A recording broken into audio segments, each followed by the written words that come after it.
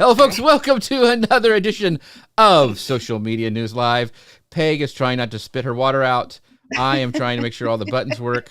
Connor is actually, the unsinkable Connor Brown is actually getting on a boat right now. He's taking another cruise for vacationkingdoms.com. So make sure in the interim, he's been doing a great job with his newsletter. So make sure you guys check out Connor at vacationkingdoms.com. But I'm so excited for you guys. Peg is probably, and this is for Dustin Stout, my oldest Google Plus fan. Dustin's probably second, and now Chris Stone can take a drink because we mentioned Google Plus in the podcast. But yeah, so I put this in my newsletter, but I think Peg was the first person I really interacted with online when I first started, and she kind of took me under her wing and like showed me the ropes on Pinterest, and it's kind of how all this stuff started. So it's pretty cool that we've, I'm she's very friendly. yeah, she is. She has done a lot for me in my career and business. She's got me a lot of gigs, so it's always amazing to talk with her. And I want you guys to ask your questions. Ask your questions down below because Peg is a wealth of knowledge. She has been doing stuff for some incredible companies, and her blog's amazing. Her content is always great. So we'll dive into that in the show, but ask your questions because we make the show all about you. The more questions we get, the better the show is. And yeah, so Dustin's already popping in there going, yes, Peg is the most friendly. So holy cow, that's big. Let me fix that. This is why we did this before the show. Right there, Dustin. Yes, Dustin Stout. It's amazing.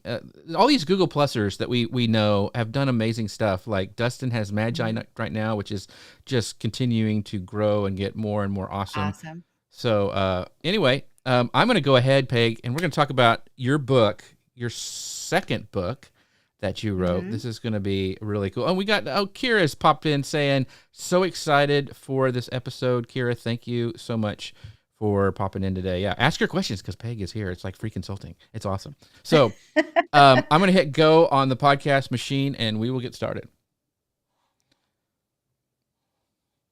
Hello, folks. Welcome to Social Media News Live. I'm Jeff C., and you're not.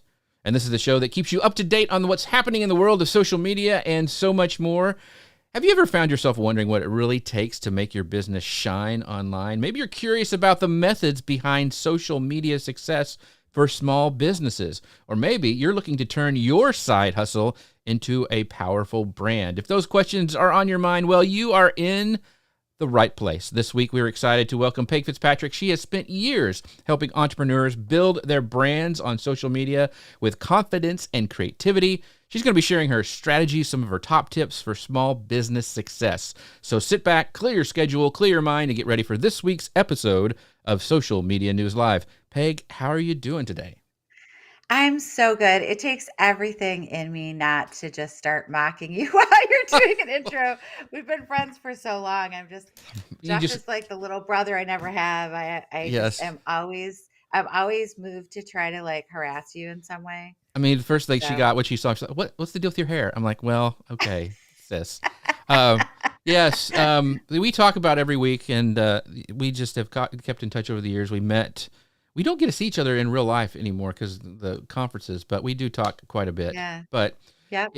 if for some reason you're just joining the interwebs, let me introduce you to Peg Fitzpatrick. She is a social media strategist, an author, and small business advocate helping entrepreneurs confidently grow online. Her latest book, The Art of Small Business for Social Media, a blueprint for marketing success, is packed with practical strategies and tools that empower small businesses to thrive in the digital space. And she was the first head of social strategy for Canva. She played a key role in shaping a brand from the ground up. With over a decade of experience working with top brands like Motorola, Audi, Pinterest, and Google, she brings a wealth of expertise in brand storytelling and digital strategy. Peg's insight blend creativity with strategy, making social media an accessible and powerful tool for entrepreneurs at any stage. Peg, you're amazing. You know I love you. This is going to be a great show. Yes, yes. Hey, Dustin, I did send you an email, so if you want me to send you something, you better answer it before this is over. Oh wow. Oh, good night. So Because I'm going to the post office right after this. so Dustin, get your stuff together and get going. But stay live. Do that on your phone and Yes. watch on your computer. That's right. Don't leave. Something else that's amazing that you guys want to check out is our friends over at Ecamm. They are the sponsors of this show. You can find out more about them at ecamm.com/Jeff. Use code Jeff15 to save 15% on your first purchase. And by the way, folks, they have got a contest going on right now. They're actually giving away a M4 Mac Mini, a bunch of other stuff. I think it ends like the 24th of this month. So make sure you guys go over to ecamm.tv/giveaway and enter for your chance to win. Oh, these Mac Minis are pretty impressive. I kind of Mm. want one, but I can't have everything, Peg. So I have two iMacs on my desk. I think I'm good. I know. I'm like, Yeah. do I need the new pink one? The new pink one is it's not a Mac Mini, but that the new pink iMac is Yeah. and phone. They're really pink now. Yeah. Jody has the pink one. We had to get that specially just for the pink phone. The Yeah. new one? Yeah, she has it. We did it for the wedding because we wanted to take good Mhm. pictures. So she still doesn't know how to use it, but it's pink and she loves it. So I'm happy for her. Um, What more do you need? that's all you need is a pink phone. That's exactly right. So let me pull up so we're going to jump right into it. We've already got some questions coming in. Dustin said sent, so his homework is done. We're going to be talking about social media strategy and planning. And I wanted to kind of just jump right into this, Peg, and say, like, what are the key Mhm. elements to consider when you're creating a social media strategy for a small business? Like, what's the first thing somebody needs to really dive into and think about? Gosh, I don't know. I'm just kidding. Here we Oh, go. okay. I will be serious, people. I'm sorry. I just have to give Jeff a hard time. You should So every time. starting out as a small business, it is really hard to figure out how to get out there and get your name out there. So the strategy behind it, because if you've just been creating things and posting them, that really isn't a strategy. So first you need to figure out who your target audience is going to be. Everyone on the internet is not your target audience. So if you're saying, I want everyone to, like, for example, my book, this Mm-hmm. book, this book is for specifically small business, right on the front. So everything in it, I geared 100% for small business owners who don't have a lot of money and don't have a lot of time.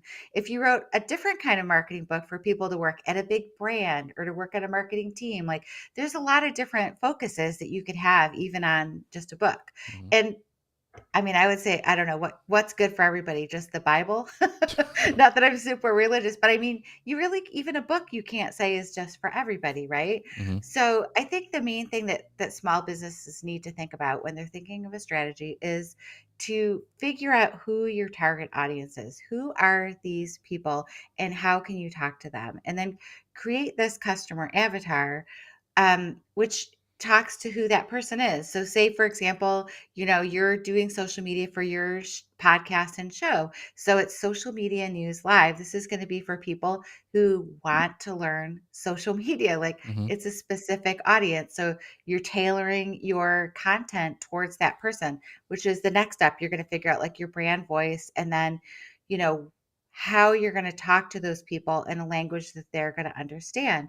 So you could save all the questions that people are asking you live and getting, you've probably had people in the past say, I don't understand what social strategy is. So Mm-hmm. you're like, wow, I should have Peg come on to talk about social strategy. Right. So going back to Canva, back in the little baby days of Canva, they had a great product. Now it's like the best product. Oh yeah. Then It's everywhere. then it was just like a little baby, but it was good. It was really good because I'm not an Adobe Photoshop user. I have Adobe Photoshop. I'm not great at. I know you and Dustin, you're great at it. I have taken classes. I've done a lot of stuff. It's still just too much for me. So, Canva, I was good at right away and I loved it. And it was a secret weapon of mine for a long time. And I didn't tell anybody about it. And then and then, Guy and I started working for them, and what Hmm. my job was as head of social strategy was try to figure out how to get people to use this tool. Hmm. Nobody heard of them. They were this little company in Australia. They had been trying to, they had some fans in Australia that were using them, but they were trying to break into the US market, and now they're global. But at the time, I needed to figure out how to build a community for them. So my social strategy was built all around that. How can I get people to use this tool? It's easy to use. How can I get people to share it with their friends? How can I build a community? Was the really important thing. How can I build a community and get people talking about it? So I came up with a hashtag for the company, which was Canva Love, which is still used today. More than 10 years later, the same hashtag still has, now it has millions and millions of impressions because Right. it's viral on TikTok. Everybody uses it everywhere. I picked it because it was had the company name in it, and it was easy to remember and easy to use. So it was easy for people who got people to try it and then share their designs with hashtag Canva Love, and then I could find them because a lot of times now people do know to use the app mention to tag somebody, Hmm. but a lot of times when people talk about brands, they don't necessarily always tag the brand. So as a brand strategist, I wanted to find all of the things so I could, and then I was doing the really hard work of just being online and responding to everything, amplifying every message, sharing things that people created. I was there back in that time. Canva used to go down quite a bit. I'm sure you probably remember Canva would crash if there was an update Yeah, sometimes. that That would. doesn't really happen anymore, but they were new at that time. So, I would catch the people having questions so I really, the social strategy at that point was like, teaching people what Canva is, teaching people how to use Canva. They, at that time, they still do it, I think. When you sign up for Canva, you get like a series of emails and they Right. had like Welcome cute sequence. little Hmm. tasks. Yeah, it was really, really great welcome sequence. Before a lot of people did that, by the way, they were very early on the welcome sequence, and it would have like little Canva tasks to do. Take the Hmm. little, put the monkey hat on a monkey, like it was all Right. these Yeah, I cute remember little that. Yeah, things. yeah, Yeah, and it was cute, right? yeah. Um, so yeah, their strategy at that time was, teach people who we are, teach people how to use us, why they should use us. And my theory was that people on social media and bloggers could really benefit from it and use it. And now it's like, I mean, millions of people globally cannot live without that. And my social strategy did help with that because it got people using it and loving it. And once you start using a tool, no matter what, if it's for design or social media or live streaming, if you like it and it fits in your workflow, it sticks. And then you don't care if there's anything else out Right. there, Right. Yeah. like Ecamm, you love Ecamm, you've got all your stuff set up. When you go in every week, all the buttons are going to be here. Maybe there's an update, but they'll send you emails and Yeah. let you know. So you build a trust and a relationship with this brand, and It's a that's community. part Yeah. of your social strategy. Yeah. So, yeah, Dustin Was says, that like 10 minutes longer than no, you that was wanted for one great. answer? No, no. Dustin says, crazy how much Canva has grown. I It is. remember when it was probably the first time we met at Social Media Marketing World. You and Guy Kawasaki were out there handing out Canva credit business cards, so Ooh, people I would go found sign. one of those the other Do they day. still work? Can I still get Canva No. credit? Oh, okay. Well, No, they but stopped the Canva credit. Guy was really big on giving people. I yeah. don't know where it is. I But it did got a have lot one of right in people my trying drawer. out the thing, and that's another thing Yep, with part of the strategy is getting $10 people to Canva use your credit. tool.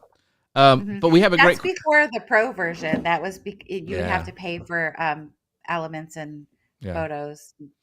So this is a great question from Ralph. He says, "How much should someone expect to pay to have someone effectively create and manage their social media Mm. strategy?" So Ralph has got a podcast. He also is an accountant, and he's doing a daily a podcast and also a video once a week video show as well. So keeping that in mind, like what's the range for somebody who wants to have help That with that? that's a really hard question because there is a really big range. There Hmm. are people who are pretty affordable though, that you could get for like a couple $100 a month. It's a lot of work, to be honest. I mean, you're asking like a social strategist, Right. so I mean, it is a lot of work to manage client stuff. And I would say like I you. said, you can find people that just work a couple hours a week, Hmm. like a virtual assistant. So you're like sharing that person with other people, and then you can pick the dollar amount and the hours. Say like I have 3 hours a week Hmm. that I can have you do things, and then so you can do it that way to make it fit your budget. If you're gonna go, find someone to say, I want you to do all of my social strategy, create all of my graphics, do everything for the podcast, it's going to add up and it's going to be expensive. I It's mean, going to be a then we're full. That's talking, a full time job actually to do something like that. right, right. But. But if you don't have a ton of money, you can find people who do virtual assistants Hmm. things that you're just getting part of their time. And Yeah. then you could do that for a couple $100 and see how it goes. Those people, you kind of have to do the social strategy piece of it yourself, because when you have a virtual assistant, they're doing what you tell them to do, which Hmm. makes it a little bit different. So if you have a podcast, it's a daily podcast, it's about finance, you know who your audience is because you want to hit people who need financial help or questions. So you can give them some of the information like, this is my target audience. This is how I want to do it. And then you could go into AI and have them help build you a social strategy. The caveat with that is you do still have to know what you're talking about, because Hmm. AI cannot create a whole strategy for something for you. It could, but you don't know if it would be right. So you want Right. to use some guy. Well, it's true, right? That's I true. Yeah, mean, that's very AI is true. great, but you have to tell it the right thing. So you could do something. Oh, I had another book I could use, but I'm not going to go grab it because I'm here with you guys. Um, Donald Miller's Story Brand is a Hmm. really good book to kind of get like the foundation of like how to tell the story of things. So you could read something. My book could also help, Hmm. to help you figure out what your social strategy is. And then because I really don't think you could hire someone to do all of your marketing and everything for you if you have no idea at all who your audience is.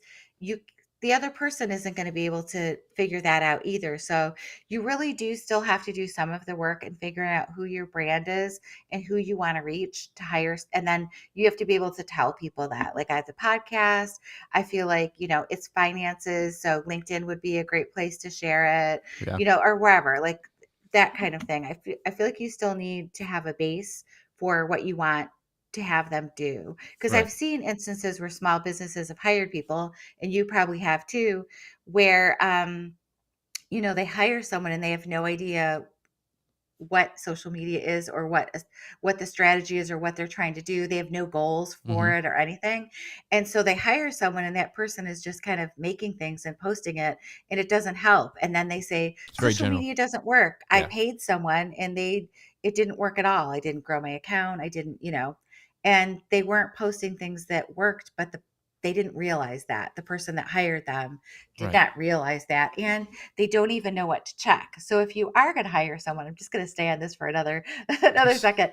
If you do hire someone, you want to know for sure like what your goals are. So you would create, I want to, just don't say like I want to make my account, I want 10,000 followers, or like, don't pick some big number and say that's it, because just followers is not really going to help you. You also want engagement, and you want reach and brand awareness. And so you want somebody who's going to work for you and also send you a report every month because you're paying them.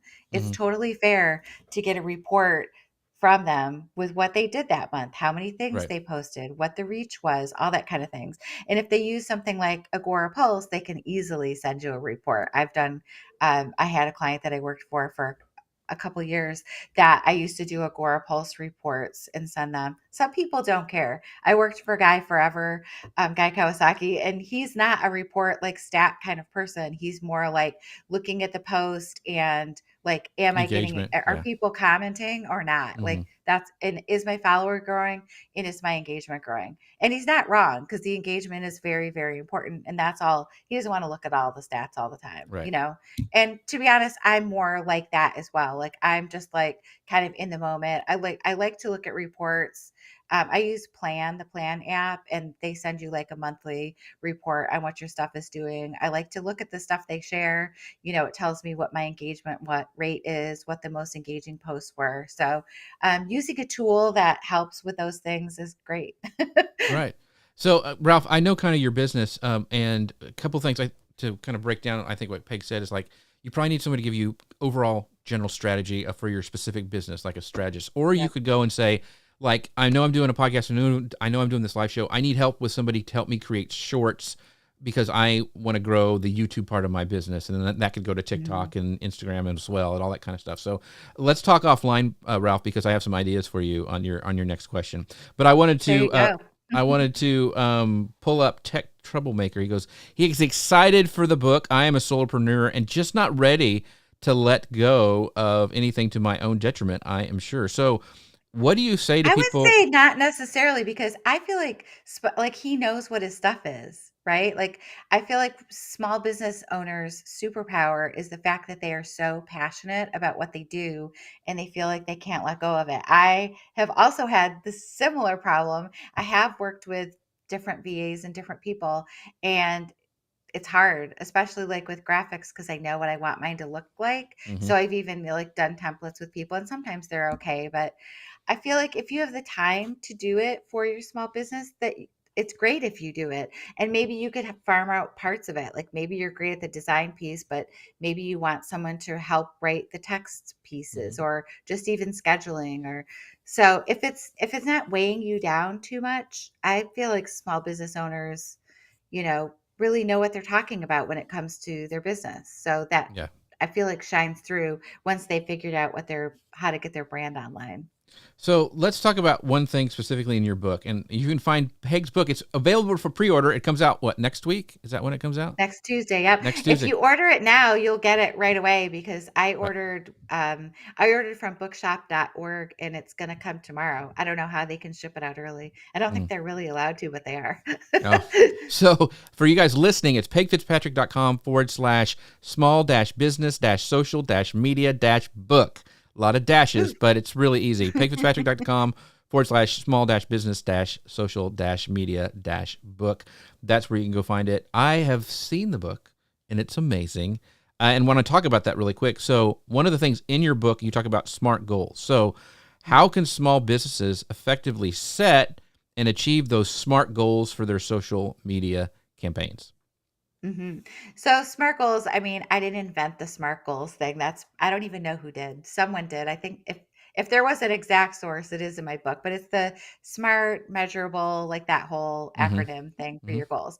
So basically, it means that you're going to set measurable goals. If you're just saying, like I said at the beginning, I want to reach everybody and I want more, I want to go viral, like those are not SMART goals because you can't reach everybody and also, if your goal is to go viral on social media, you're going to fail because it's impossible to plan to go viral.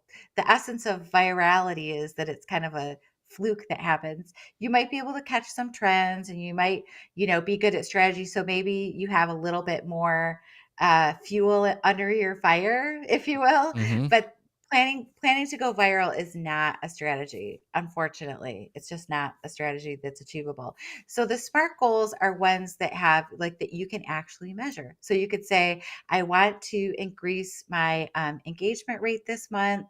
Um, set goals that you can actually capture. Like, and also having too many goals at one time is makes it too hard. So, I want to grow my email list. Like, if you're a small business owner and you've been focusing on social media, maybe you haven't really gone into email marketing.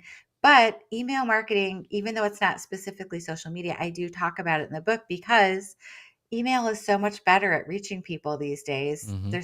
There are some algorithms in your even in your Gmail and your Outlook, like they put stuff in spam. Like there are some kind of things that happen, but for the most part, if you get people's emails, you have a much better one-on-one chance of like sending them something and they'll check it and they get the email.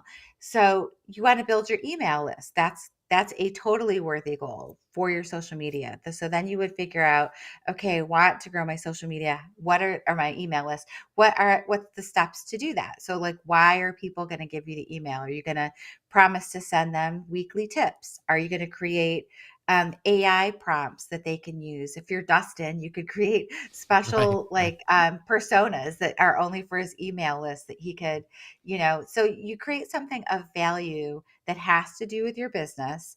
And then you would be like, okay, we're going to give away X. Oh, Mm-hmm. there's Jeff's code. If you Yeah. guys, if you guys haven't, Mention. we'll just just do a little pitch for Dustin's Just product we because do I it love every it so week. much. It's nothing new. Yeah. So yeah, Yeah. Oh, well, you guys have already heard it. If you're not there, yeah. shame on you. You should get there because it is a very, very helpful product. So that is something, to be honest, you could ask that in AI. My business is I am a financial, I'm doing accounting.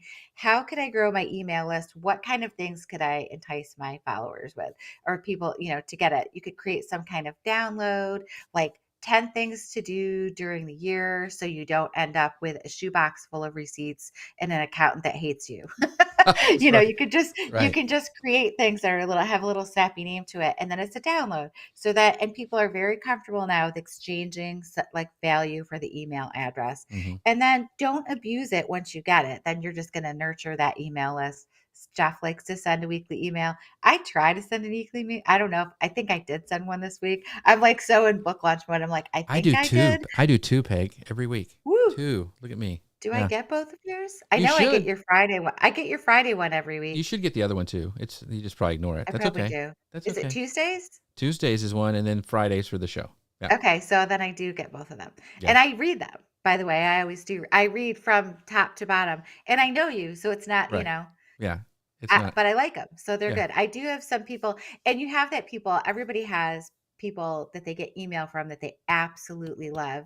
Ashlyn Carter is someone else. I always read her email.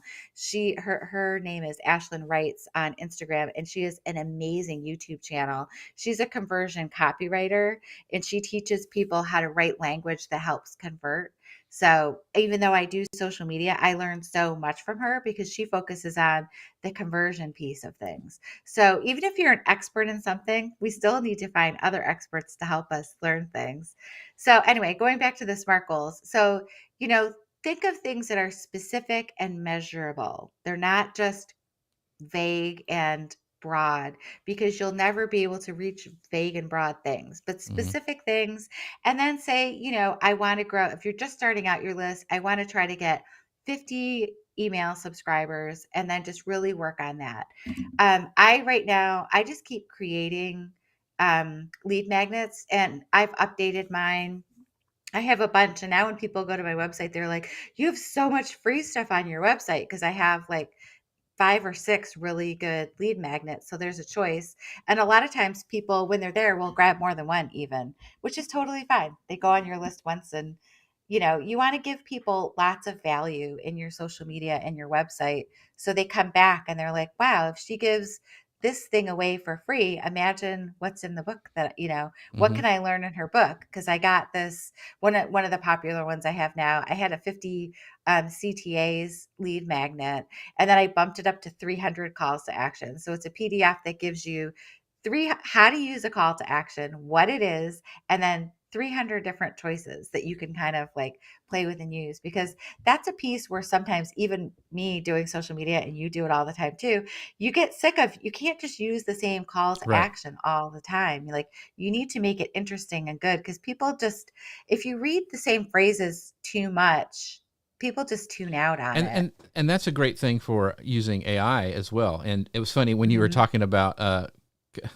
Dustin says, "Ooh, be right back while I go create some custom personas for an email list," which would be a great thing because we talk about email lists a lot on here. We had some great people, and this is another. And Dustin even says he reads my emails. That is so nice. Um, See, we read your email, yeah. and Oh, and and we're your friend. We don't even yeah, have to. you don't. That's right. So I want to give a shout out to Nazim, one of our Google Plus buddies. There you go, Oh, Chris Stone, all the way from Milan. Great to see Peg here. Thanks, Jeff. Thank you, Nazim, for tuning in. buongiorno Yeah, from Milano. They call yeah. it Milano I in was just Italy. in Italy a couple weeks ago, Nazim. I'm sorry I Mhm. didn't. I was gonna email you, and it was for a wedding, and it slipped my mind. But here's a question again I from. love Milan. Wait, aren't we just going to talk about Italy? No, we got to Okay, get go back to ahead. the time. So, Ralph says, I feel like the overall issue is discoverability in the first place. How do Mhm. we get in front of people to even share a social media or email strategy? What do you recommend? That's a great question. To share a social media or emails, you mean so they can? So he means so he Like, can use it, right? just get discovered. Like how Right. it's discoverability in the first place. How do we get in front of people to even you know share social Hmm. media stuff? Like, what do you think? Okay, so you have a podcast. This is your biggest piece of that's your hero content. I call like your big thing your Mhm. hero content. So you're doing daily podcasts, which ooh, good for you. That's a lot. So you're creating your podcast and that is what is going to lead people to you.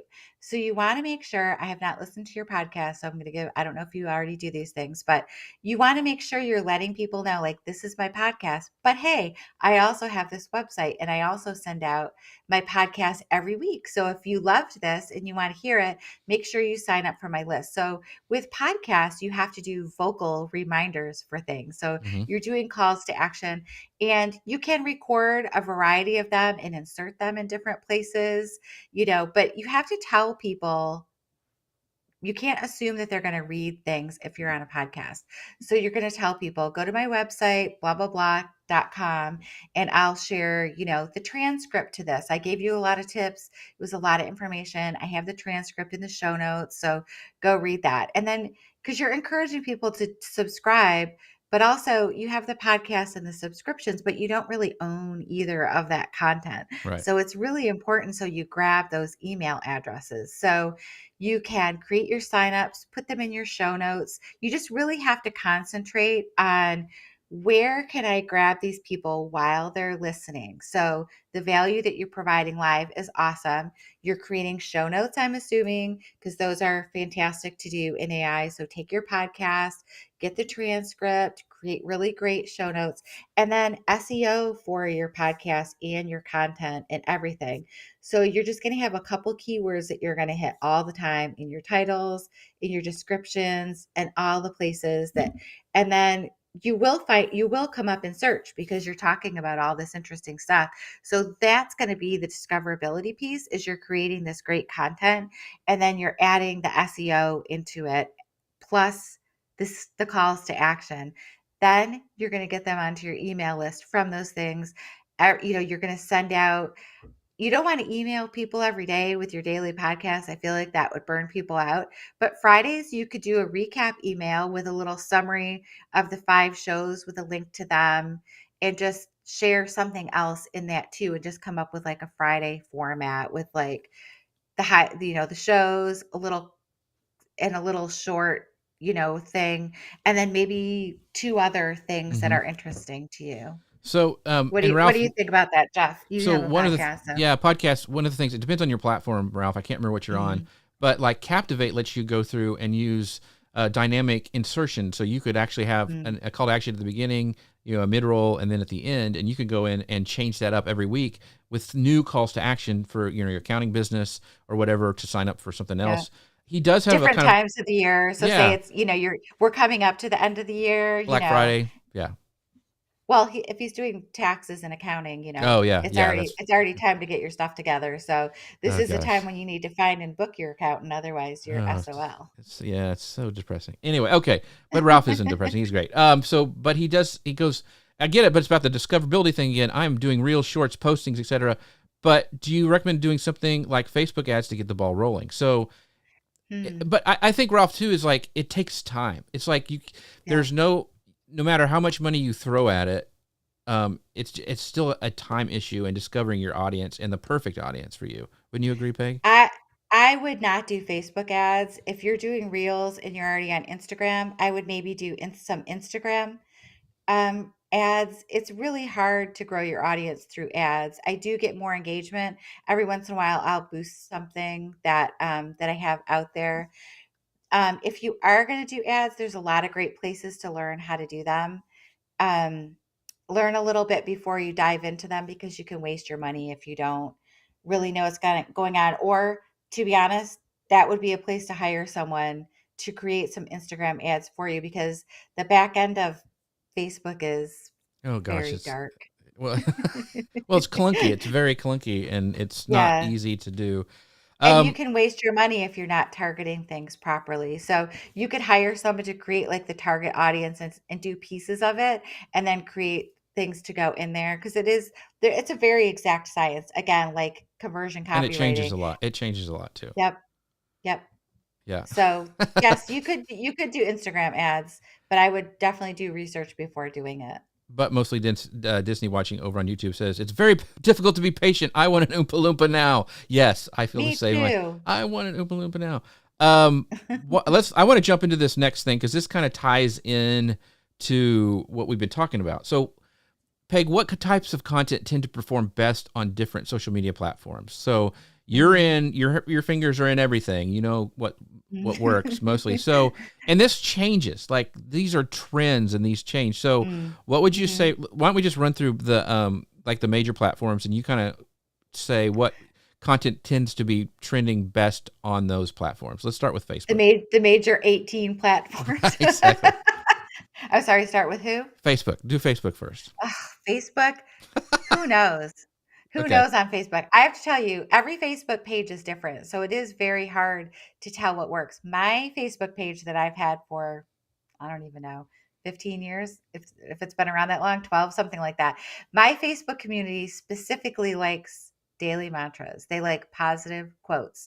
And I do post other things, but my community really loves them. And I don't post them everywhere else because they don't do as well and they could come off as weird. But if I am not posting them, that I have people say, "Where are they? Like, what's going on? Why don't I have?" And it's a very interesting group of people. And shout out to, this is on my Facebook page live right now. So, hi, if you guys are watching, leave a comment because I want to know, did you watch a live video? And are you only here for the daily quotes? Because I know you are. But it's even people from like high school, people from Hmm. like that I like. It's a very interesting group of people that, and they specifically like mostly that. And I used to do live videos there. But Facebook, I feel like it's so hard to do anything and grow there that I hardly recommend people to use that as their It main takes thing anymore. so actually the most clicks I get on my links are from Facebook, and I go pretty much Mhm. everywhere. And But it do you feel like that's because you're live? You get the most but interaction? I don't know, maybe. I mean, the thing is, it takes. I think everybody has to experiment. Like you just don't know Mhm. because everybody says don't put links in your posts, and we share clips Yeah. and everything every day, but that's what people are clicking on, and so I'm like, Yeah. you have to. There's best practices, and always take the gurus who are telling you what to do as what was worked for them and it's got them where they're at, but it may not work for you. You have to experiment and Right. try things or hire somebody who will do it for you because it is trying to figure out, like you said, Peg, what is your page? How's it going to Yeah. resonate with other people? So for example, like you say, you can just connect things and auto post things, but Instagram and Facebook, hello, same product. They're all Meta products. Hi, Shannon. Yeah, he says, um, yeah, he switched he's shocked it's earning revenue by sharing memes. So you never know. You go, Shannon. I like that. I'm going to start doing some in. Um, so, so for example, Facebook and Instagram, same product. They're both Meta products. When I create a reel on Instagram, it shares horribly, automatically shares horribly to Facebook from a vertical to a small rectangle of the vertical video. It's literally the worst. So if you're going to do reels and you want them on Facebook, you actually have to share them separately, which is one thing that I haven't done yet because I need to do that. But Facebook, you would think Instagram reels would go seamlessly into a Facebook reel and be a beautiful vertical video, but it's You, not. You'd yeah, think that it would, but it's that's not. meta for you. Yeah. Everywhere else you can share like the vertical video kind of things. So yeah, for Facebook you have to upload them separately. The auto sharing does not work from Instagram. So Facebook is a little bit more work, but like if you have a good social following there, you can play around with it like Shannon did with his. And maybe we'll put a link to Shannon, or Shannon, put a link in the comments to your page so people can check it out. But I mean, and a caveat with that is you're the best, Shannon. Um, a caveat with that is what works on Shannon's page and my page might not work on your page. Right. So it does take a little bit of trial and error, but once you have something that people like, they like it. So I Mhm. work really hard on my daily mantra quotes, to keep them like with the season and what's going on and taking the temperature for the social world out there. And I do work on those and it seems kind of stupid, but it's not because the people really like it. So if it makes somebody feel better or happier that day, like that makes me Yeah. happy that they like it. Yeah. So I want to go into another kind of businessy question. How can Mhm. business leverage user-generated content? You see this thrown around UGC to boost engagement and build community. So, Are we skipping all the other platforms and going right to oh, that's right. UGC? Oh, sorry. Yeah, I'll go to Okay, wait, Instagram. I'll do No, them we quicker. I'll do them quicker. I'll go okay. quicker than that one. So Instagram Reels are the most popular thing right now. Carousels are also popular. You can do up to 20. I can still only do 10. So check to see how many pages you can add before you create a carousel, because I created a beautiful 20 slide carousel that then would not share. So I was like, thanks a lot. And Instagram stories are really great for the day-to-day things, the quick things like what's going on, and just don't do like 20 like millions of Instagram stories. Keep it like 3 to 5 Instagram stories. Don't have a zillion dots up at the top because I feel like Right. that people tune out from that. Yeah. Um so that's what works on Instagram. And also you can do like ManyChat and do set up automations, which is a whole other show. Have you had people coming on and talking Not about yet. how to We need use to do that. ManyChat? There's a couple that Yeah. I have on the radar. Yeah. Yeah, it's super helpful and super great for engagement, and you can share valuable information. So for Ralph, who has his podcast, he could set it up so every time he shares a podcast on his Instagram, he has a certain like an episode number. Amy Porterfield used her episode number, and that's the call to action. Like, talk a little bit about it. Say go to episode 321, and then you can automatically send that to people in direct messages. So that tells Instagram, oh, this is important content because there's comments and they're getting um, Right. direct messaging talking about it. So it helps with social cues. LinkedIn right now, you can share your vertical videos there, which is really awesome. And carousels work really well there. So you create your carousel and you save it as a PDF Mm. and you can share that there. So, Twitter/X is a dumpster fire. So no, but you're big on threads, though. I know, and I I have love not. threads. Yeah. I do love Threads. I've been there since the beginning. I have like 6,000 followers there, but there is a mass exodus for everybody going to Blue Sky right now Hmm. because everybody is like no more billionaire owner kind of deals. But I'm kind of like, I don't know. Stephen King just came on Threads and he's loving it. And he's also obviously hilarious. Yeah. So, yeah. So, is there a type of content that works the best on threads? Those are more text-based, not necessarily links to anything, and not even necessarily videos. Kind of like a hot take kind of thing is good, or on a specific topic.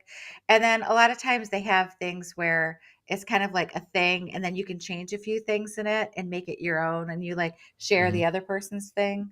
So it's hard to explain what that is. That didn't make that much sense, but I'll find an example and share it in Okay. the comments so you can see it. But it is a community. You can only use one hashtag per post. And you just find the people that are talking about what you like. For the most part, I love it. I went to Blue Sky and three scrolls down, I had porn. So I was immediately like, Yeah. guess what? I kind of hate you. So thanks. Um, I don't want So, to see that. yeah, that's not cool. So, this is a great question from Dustin. He says, "Is content creation still Cur- valuable?" Curation. Curation. Yeah, curation. Did I say creation? So you Curation. said creation. Cur- Creation, yes. Curation, I would say no. Sadly, and that's one of the things that Guy and I talked about a lot in Art of Social Media Power Tips for Power Users, is because content curation used to be very popular and you could just pick a lot of things on your topic. For you specifically, though, Dustin, you're talking about you have an AI tool.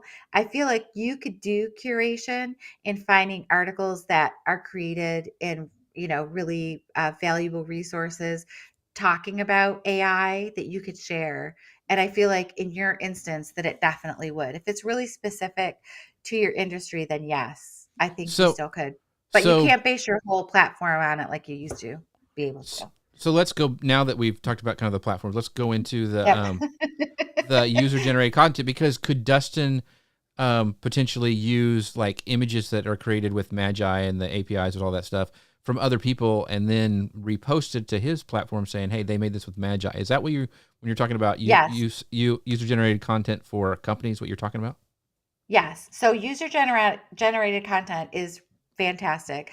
And yes, Dustin could use that because he would get people to share, something that they created.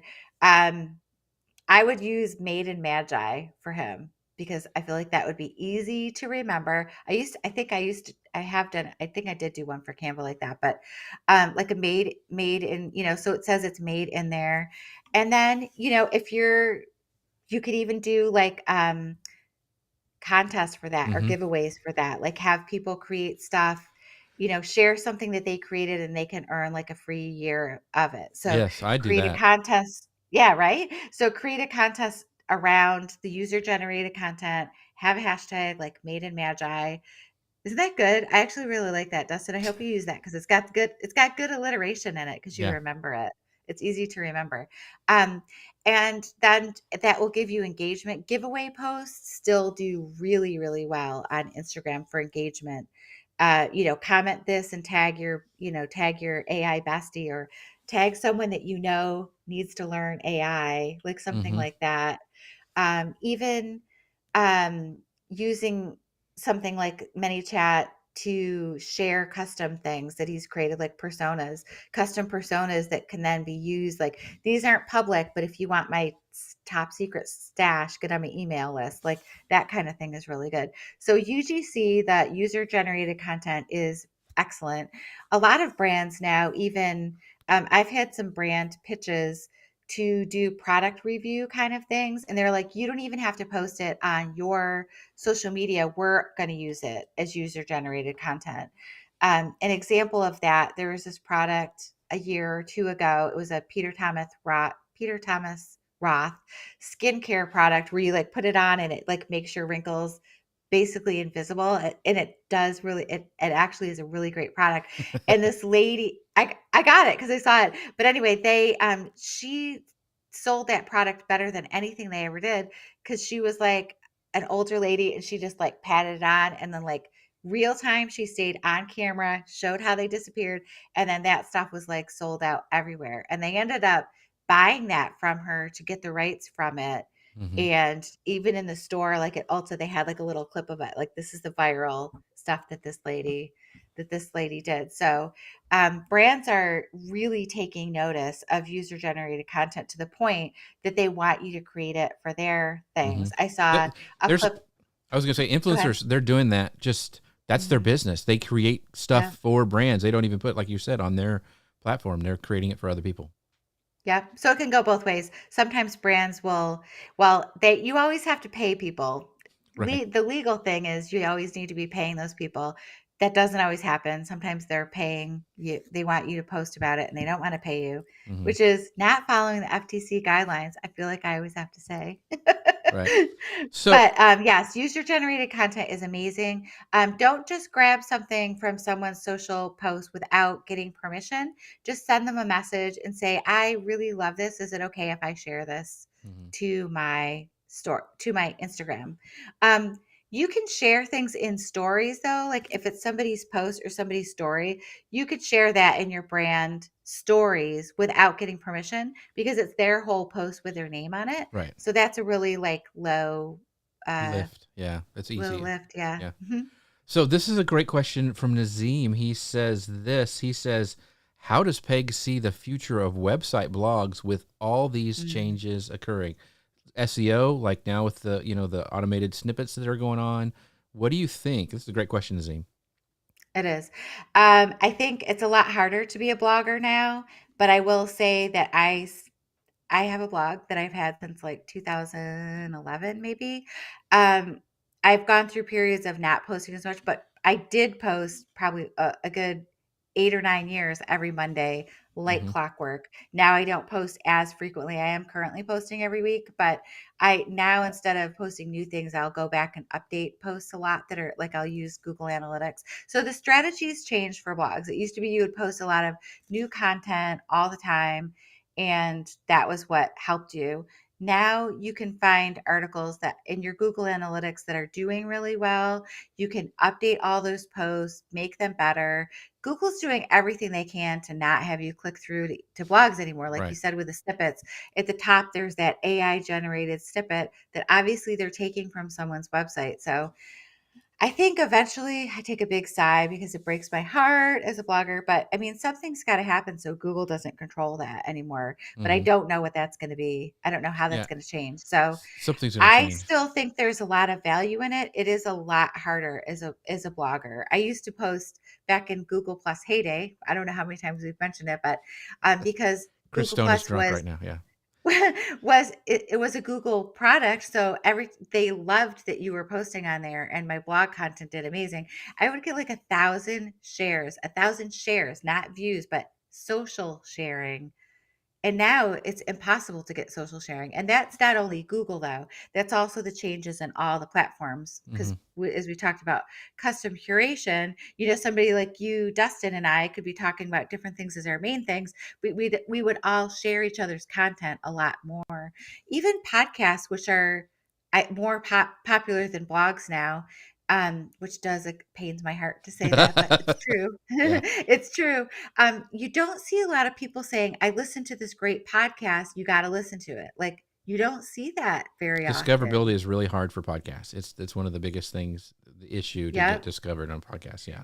So Yeah. yeah, I mean, going back to like how to make that work, then again, ask people to social share, put things on there. So, I mean, unfortunately, Twitter was the biggest place to share. It was so easy to share.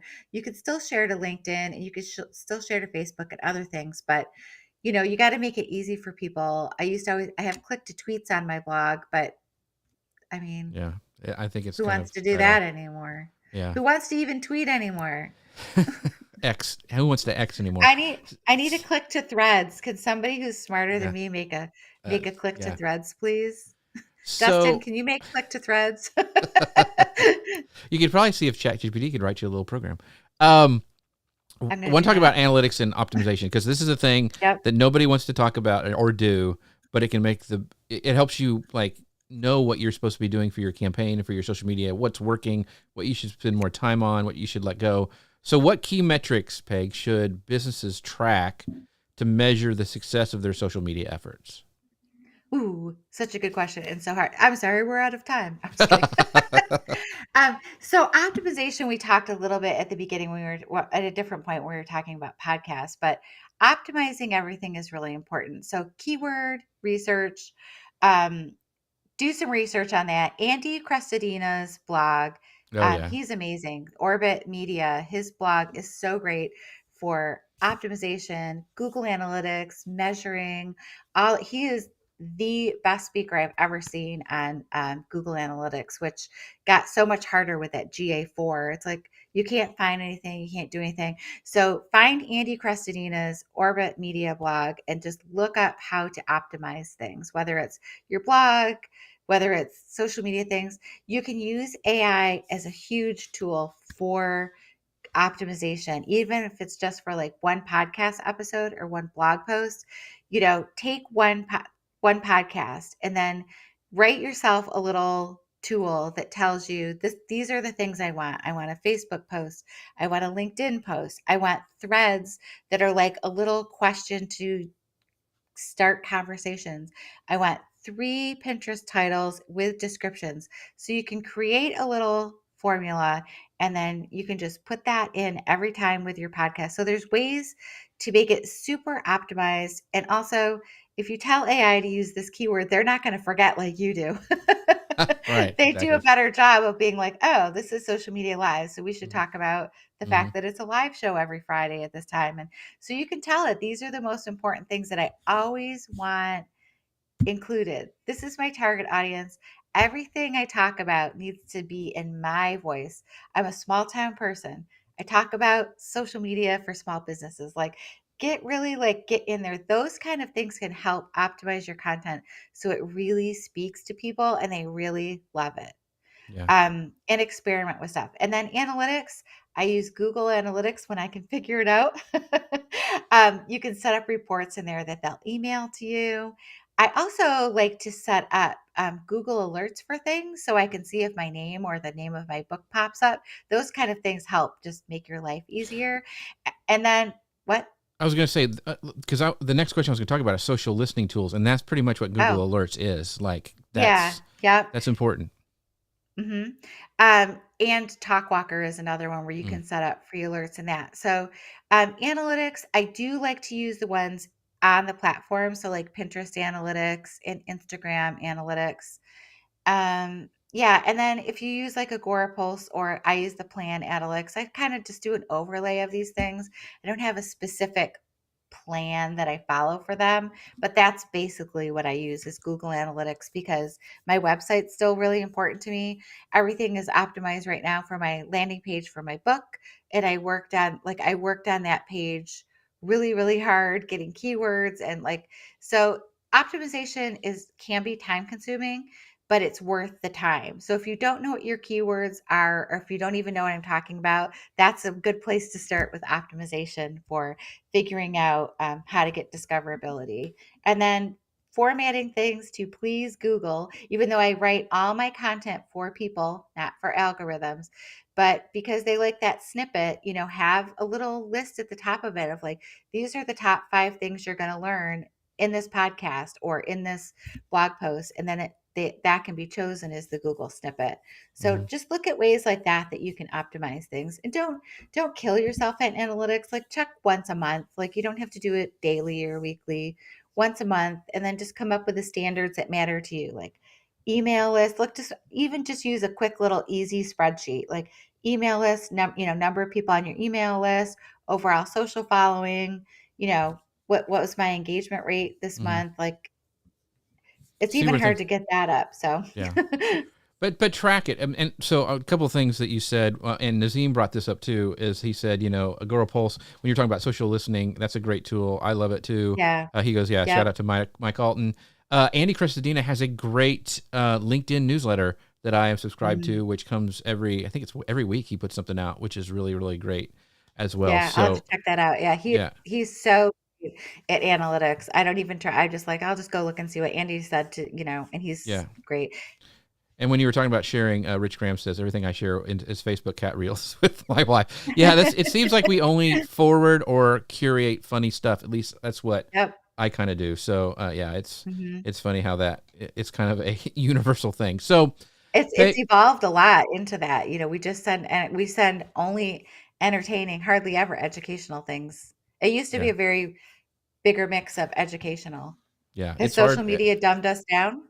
I think there's still a part of some education that when you like, I think people are like, how do I fix my toilet that's constantly running? They go to YouTube and they find out how to fix it. So I think there is a But spot for. they don't share Right. that. It's not curated. It's just, but I think educational content still works, but we don't share like, oh, Peg wrote But this great article and I'm going to But send it it's out to everybody. consumed. It's only consumed and not shared. Right. So you do have to work harder on that shareable piece, or you have to work on your keywords and your optimization. So that's what pulls up when someone says, "How do I fix my toilet?" Yeah, exactly. You know what?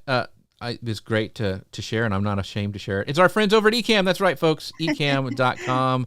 They're the ones who sponsor the show. This is what it's produced on. I love it. We talked about having relationships with and community. They have a great one. They will answer your questions. Funny thing inside of their community, Seth Godin popped in there the other day and asked a question. So there's some people going in there and from that community. It's pretty cool. So ecamm.com/Jeff. That's ecamm.com/Jeff. Use code Jeff15 to save 15% on your first purchase. And by the way, folks, I want to let you know that all these questions came right from Peg's book. She answered. We didn't even get to a quarter of them because she is so knowledgeable.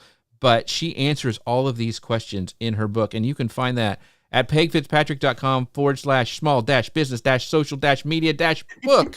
You can find it all there. Make sure you guys get it. It goes and launches on Tuesday of next week. In fact, on Tuesday, my friends over at Dealcasters is saying, this Jim Fuse and Chris Stone, looking forward to have Peg on Dealcasters on Tuesday to discuss the book. Yeah. You'll be able to buy it right there in the carousel. Make sure you guys go check out Dealcasters as they're doing that. And, we mentioned Ecamm, and then mostly Disney said, dying to get a Mac so I can get off StreamYard. There you go. Call me Oh, when you're ready. It's that it's that it's so is one of nice. the features that you don't talk about all the time, but the Mac app for Ecamm is excellent. Yeah, it's a great program. That's why we love them. Peg. Also, Jeff, you're going to be on my Oh, pop-up that's right. Instagram series next Tuesday at 1 o'clock. We'll be talking about storytelling. So if you That's right. want want to see the tables turned when I'm going to grill Jeff on how to Oh, be a better gosh. storyteller. Is it too late to back out? Is it too late to back out? I don't know. Maybe. No, and also, who doesn't want to talk about That's storytelling? right. Storytelling is great. So that'll be fun. Follow Peg and myself over on the gram, and we'll be chatting about this. But Peg, I want to give you the last couple minutes to talk about your book. What's in it? Why people should have Mhm. it? Plug your book because it is a great book. Ooh, thank you. Well, I spent a very, very long time writing it. And that's because it's really important to me. I really wanted to just do like a full brain dump of all the things that I have been working on over this time. And as you mentioned, I did work with Canva. I worked with Guy Kawasaki for years. And I worked behind the scenes with Audi and Motorola. And I even doing launches with Pinterest and all the big social platforms. I've had a different experience than a lot of people that work in marketing social media because I've had, a lot of behind the scenes stuff with all of the platforms directly working with them. So I've had kind of secret secret access to stuff, and I took all of that and I really boiled it down to how social media can work for a small business owner who doesn't have a lot of time, who doesn't have a lot of budget, but really needs a way to grow their social media. Especially like we found out during the pandemic, people who were not on social media, a lot of their small businesses 100% just closed and were gone because the markets were so hard. We had shutdowns, we had all those bad things that happened, and small business owners just didn't have the resources to get themselves out of it. So this book will show you everything from the beginning to the very end. If you're already in social media but you've kind of dropped it and you don't know what to do, or if you've kind of started and you're not sure if you're reaching people, or you're posting things in an echo chamber and you know that it's not reaching the right people, everything that you need to know is in there from the beginning to the end. I broke it down into 3 sections. I explained everything really well.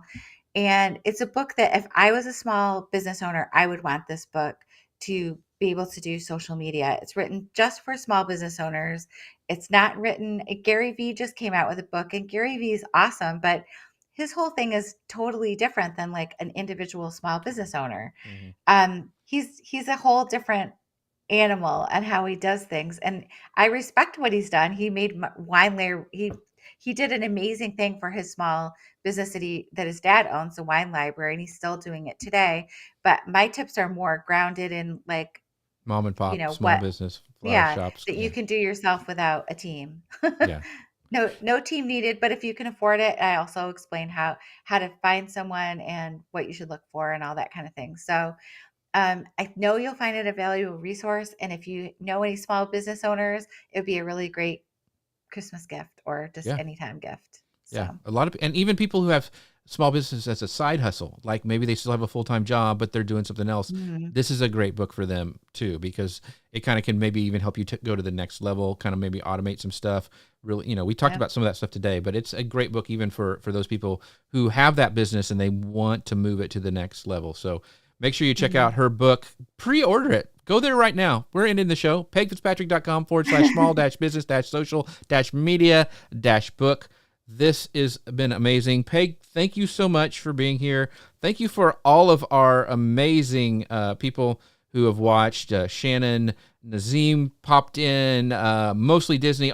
Rich Graham, Dustin, everybody, and Ralph, everybody who showed up today. Appreciate you. Jim, Hopefully, you forgot and Jim. Jim. Well, I can't go through everybody, but there's a lot of people show up every week, and I am very appreciative. The show would be nothing without you. And with that, we'll see you guys next week. Have a great weekend, everybody. Bye, everybody. Thank you.